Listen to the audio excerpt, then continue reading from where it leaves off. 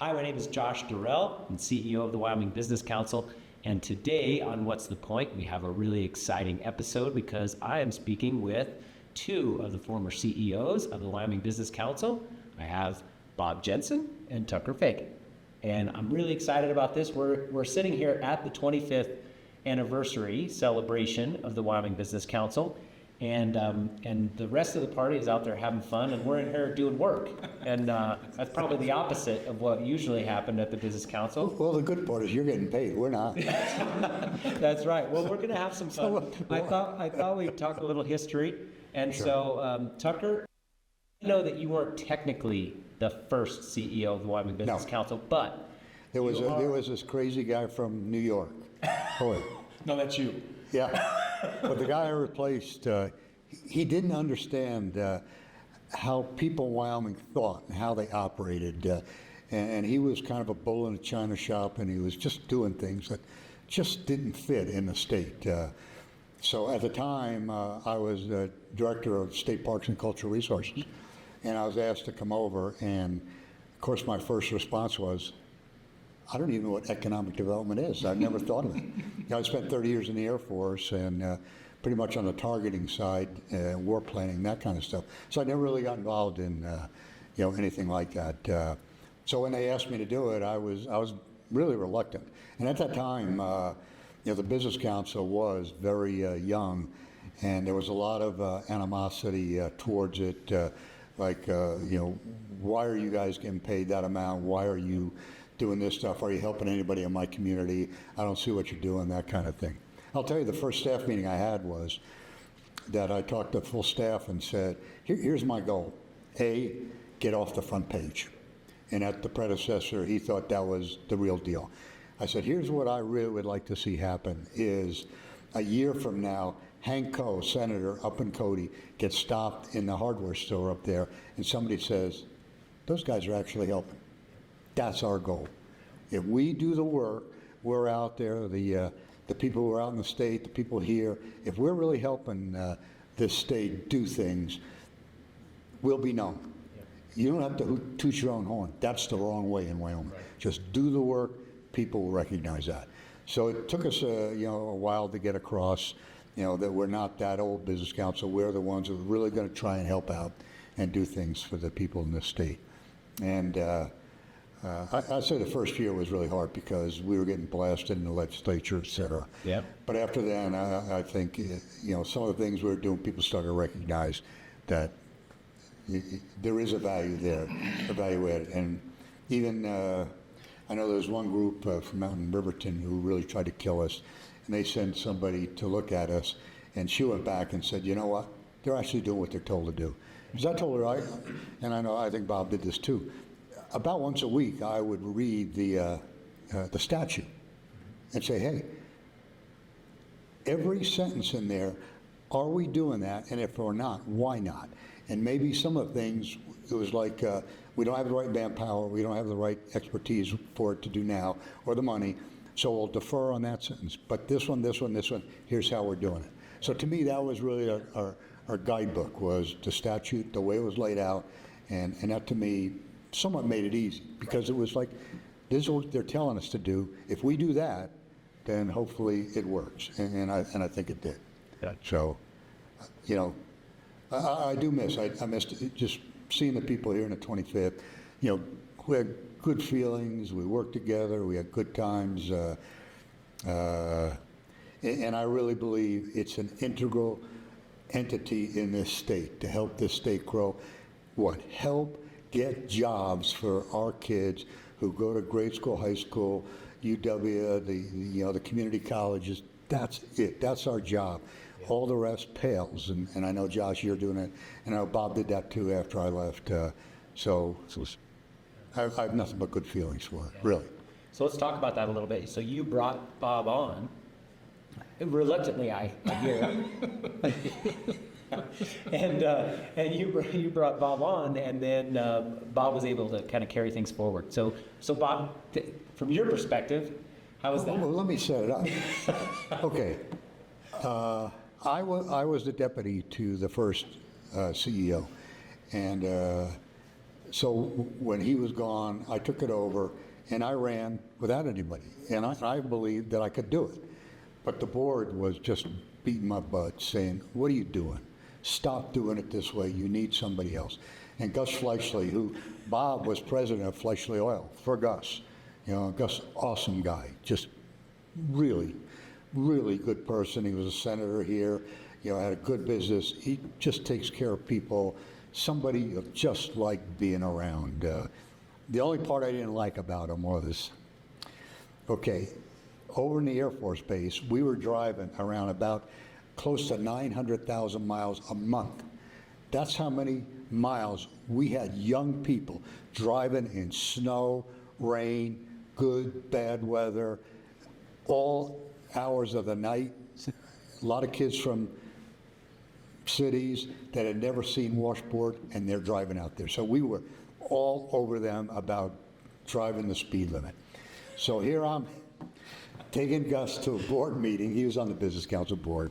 And he go, so we're going to drive this speed, Fagen. We're not going to get there till tomorrow, for God's sakes. And I go, Gus, I have this moral problem about talking to so many young people about not speeding. I have a hard time doing it. But anyway, so Gus, he goes, I'm tired of you doing this all by yourself. You need a second, and you need a good guy. And you know, and thankfully it was Bob. And so when I hired him, you know, he really did help. And thankfully he took it over to, you know, here's a guy who knows this state, just backwards, forwards, good person, honest, decent. That's what you want in a leader and a manager. People who take care of the people, and they recognize that. They know my boss cares for me or my boss doesn't give a damn about me.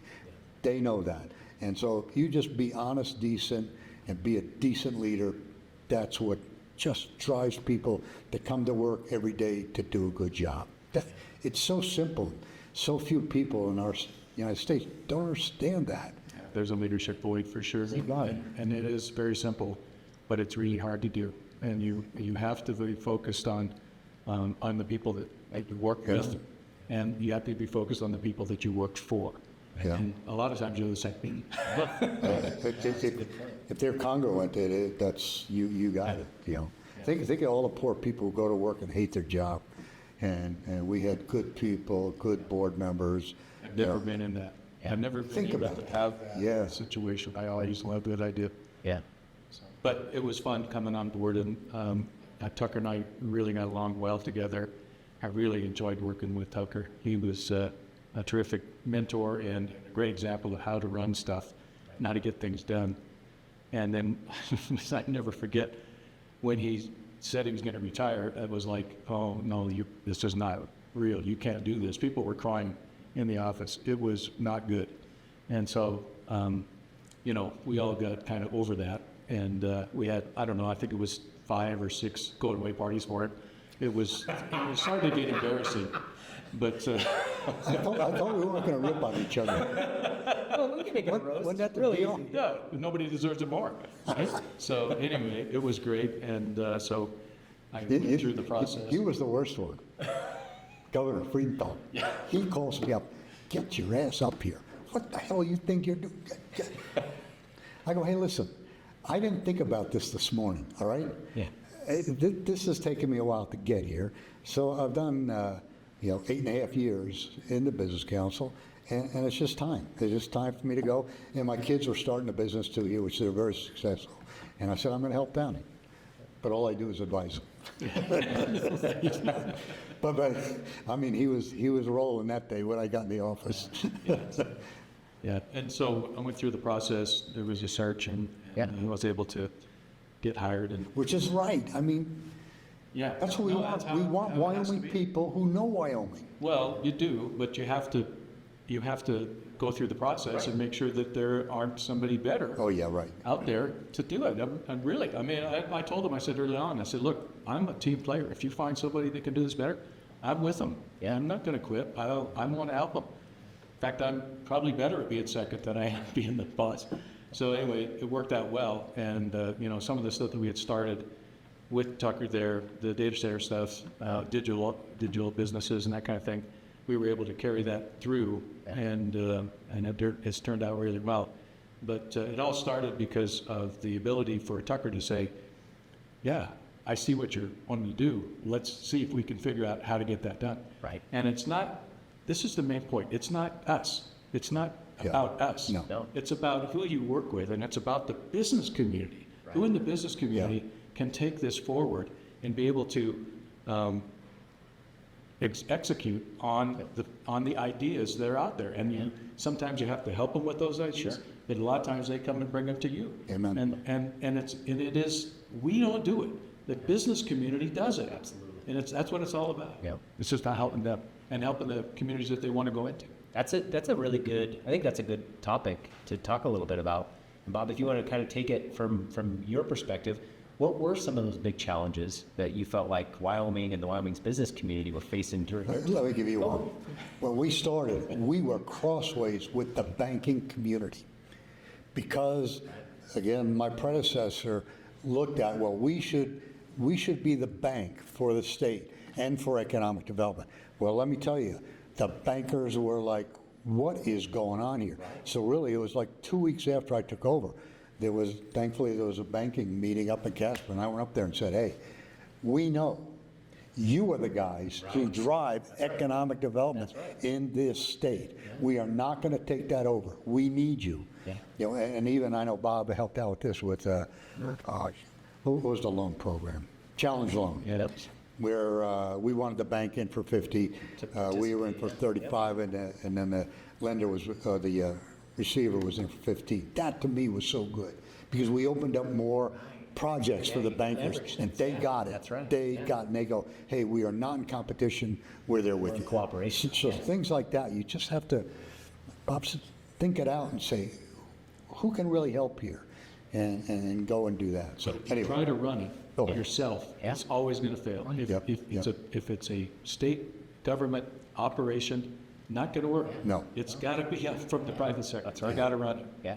Well, if it's going to work long term, and if it's going to work at all, it has to be that. And that's, I think that's an important thing is for government to know their role, and especially when it's the business council, when you're dealing with private entities, you should probably try to play as small a role as possible.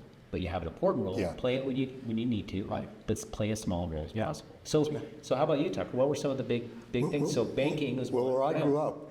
It's called the juice. Do we have the juice to make this thing happen? And that was with the bankers. We had the juice. They were the main ones in that loan.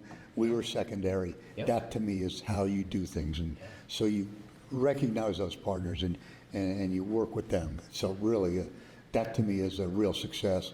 And I know the bankers, they're the ones.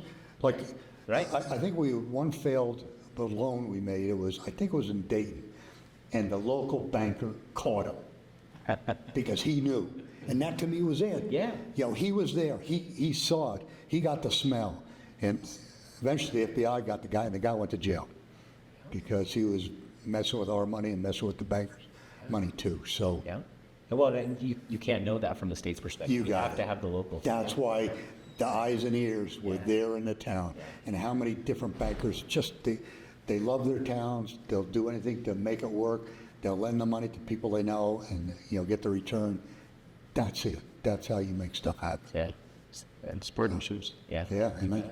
You bet. Geez, you get me going here. Yeah, you're not too bad. Yeah, I miss it. You're not too bad at this. I do miss it because we had good people. I think we did good things. Here, this is what I fear for you, Josh, is when we started, to me, there are components of economic development. And one was, we had people come into the state saying, well, no corporate tax, no income tax, low unemployment insurance rates, low, there's one other thing I can't get in my brain right now. I can't get it. There's a third one. They say, you guys are heaven. We want to be in Wyoming. And we would go to the communities and say, hey, here's what they're looking for. And, this town, you're in the running. And they'd say, okay, we're looking at that place. And they'd say, hey, we want product out the door in 6 months. And we'd have to say, you give me 18 and I'll get a road out to that cow pasture. That's where we were. That's right. We did not have the physical infrastructure. Mm-hmm. So that's what I'm getting to. Physical infrastructure, in my opinion, is easy because you can say, okay, look at the Cody Airport where we put the business park out the east end of that. You can see it and touch it and feel it. And all the people in the county there, they know that. Or the same thing in other counties, we replicated that. Physical infrastructure is easy. Now it is workforce infrastructure. know-how, yeah. That's hard. Yeah, know-how's hard. That's hard. Yeah. And that's where you are now, Josh. I look at it and I go, hey, we had physical. You got stuff that's way harder. Because, to show. Takes a lot. Oh, yeah, I'm just saying. I admire you because you got it tougher. We could go and show, hey, we put that, the business park there, we put the water sewer, broadband, whatever there, and the community saw it, and the legislators saw it. Yeah. Now, getting workforce, that's hard. Right. Yeah. So good on you. Yeah, it's a fun challenge. I mean, here's the thing. At the time, though, the thing that was hard was physical infrastructure, because that was the thing that was stopping there was a getting deficit. It was a deficit that you had to come in and invest in. Yeah. And we're still doing that today, right? We're still doing that today. Yeah, workforce and housing and all of these things are think about big that, challenges. yeah. Big Yeah. challenges, and we're digging into them. And we're lucky to work with a lot of other agencies to do it. Yeah. But you're right, you gotta tackle the problem of the time. And the other part, and this is the part that I think you can appreciate the most, you probably saw it, is what we're trying to do more than anything is get the local capabilities really, really strong, so that no matter what the state does, go up and down, the locals can stay strong. And I think that that's the part where Good idea. really, that's the piece that we're Yeah. working on the most. And once you do that, I mean, I joke around, I kind of like to work ourselves out of a job, No, you never do that. Like Because the you business always, community, yeah, there's always a new challenge. you always need a Department of Commerce, and in essence, that's what it is. Every state has it, so you have to invest time, money, manpower to really help your communities grow and that kind of thing. But again, I think of the regional directors, they know the essence of what's going on in those communities. And, and what did we provide was, PTAC and SBDC and all those things that helped existing business. Well, how much did I spend on? He used to kid me because I had a briefing where at the time I used to say that I only used 2% of the budget to recruit because we weren't ready. So the other 98% went to SBDC, Manufacturing Works, PTAC, Existing business, existing. help what we already have. If we can put 3-4 more workers in Wheatland, that's logarithmic. That's what to me was really cool. And I know the communities out there now know that there are people there to help.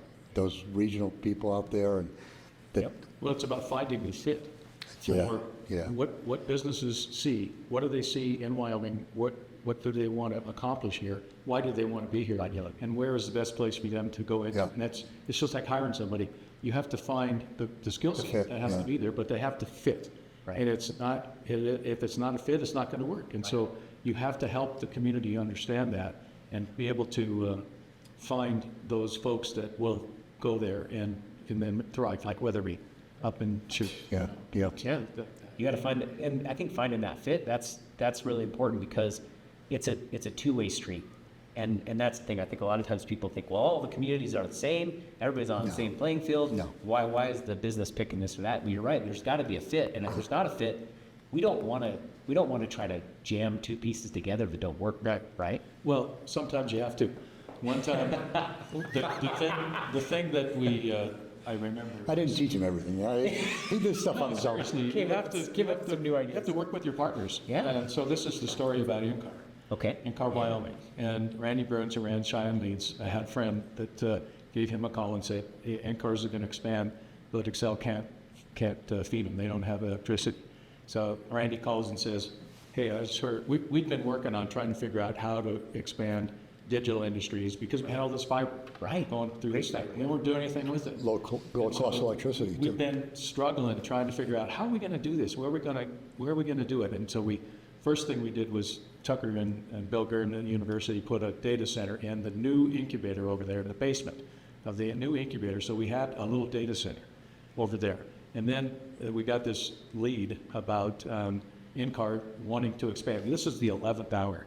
And so we took a trip down there and we said, Bob did it. look, here's what we have. What are you looking for, and how can we get that to you to help you know that we have the ability to do this? And they said, well, we pretty much have, You guys are too late. yeah, they said it, we're too late. They said, we'll give you like 5 days. And I think it was even shorter. Because I mean, we grabbed Bob Edwards from the university. He runs IT over there, and we put Randy and me and a couple of our consultants, and we've got a package put together. We went down and presented it, and they gave us more time, and they gave us more time, and we got a little bit more coming from the university. We got a little more understanding of what we could do. We talked to Black Hills. You're so kind. Well, what I'm saying is, You are right. it wasn't automatic. No, it was not. But we had to build the story right. It to our was own not. partners. We had to help them understand what was this. And I remember we had this breakfast at the Plains Hotel. It was Randy Burns and I and Rick Kasich. And Rick was running Shine Life InnoPower, Black Hills Energy. And we said, Rick, here's what's going on. They need this. They This much need this electricity. megawatt. And we said, this project will be transformational. I remember that word. We said that. And so Randy and Rick went up to headquarters in Rapid City, talked to all their board and everything, put that deal together, and INCAR made the deal. And there's a lot more detail in this. They landed here. That was the big one. We got then we started working with a small startup, with Greenhouse Data, which is now Lunavi, and then EchoStar was expanding, and then the Microsoft piece. And all of that stuff came because we were able to put a partnership together to bring a government entity here to take advantage of the assets that we had that would support a data center type operation. So I mean, it all comes together, but it's all about partnerships, and it's all about being able to work with people with diverse backgrounds, and all focused on trying to get the customer what they want. What they want. That's right. And the governor was good there too. Oh, the governor was great. Because we had to go to management audit and say, hey, here's, we're going to need some money. And the way we did it was, we said, how about this? We'll use taxpayer money because you cannot give it to anybody. Sure. But we will buy time for the University of Wyoming. And that will go to them. And the other thing is, I remember that meeting we had was, I forget who asked, maybe it was head of UW, I can't remember his name. Buchanan. Thank you. Yeah. And he was from Dobbs Ferry, New York, in case you didn't know. Yeah, that's right. That's right. So anyway, he said, what's the hardest thing you have to do when you're putting this together? They said, hey, the DC people, they don't want to own buildings. And that was our end. Yeah. That was our end right. to They say, want offense. you don't want to own it, how about we own it and we rent it to you? Yeah. And I think that was the key thing that put it over the top. Because it was about meeting their need, and I think you said that really well. That's It's like what Bob- meeting their need Yeah. with what we had. Yeah. So here's the thing, gentlemen. You two are pretty special. You've set things up in a really good way, I think, for the business council and then for the state. And there's also a bunch of folks out there probably wanting to chit chat with you a little bit. So as much as I think that all of us could probably spend another hour or two. Hey, we got stories. I don't know if we got- have enough digital we got storage on stories. these cameras to handle all of it. But what I would say is thank you for what you've done for the state, and thank you for making it to a spot where in our 25th year we're doing some really good stuff. Amen. Amen. You've laid a really solid foundation. You've made it easier on me and my team, I think. And before I started the process to get this job, Bob had a lot of really good words He's a of thinker. advice. He's a lot of thinker. good words of advice for me. A lot of good things that helped me understand this role better. And I want to thank you both for the work you're doing for the state. You've done for the state, and thanks for making Wyoming a good place to be. Amen. Thank you Yeah, for what you're amen. doing, carrying Yeah. the torch, because you can't not do this. You always have to have this effort going on in the state of Wyoming, in any state where you're at. You always have to be able to compete, and you always have to figure out what the next thing we can grow in is. So thank you for your Yeah. doing. What advantage do we have? Can we play that to the hilt Yeah. to get those jobs for our kids? That's right. Yeah. So, That's a good. good way to end it right there. Yeah. Thanks. Thank you, Jim. Good. Thank you. Thanks.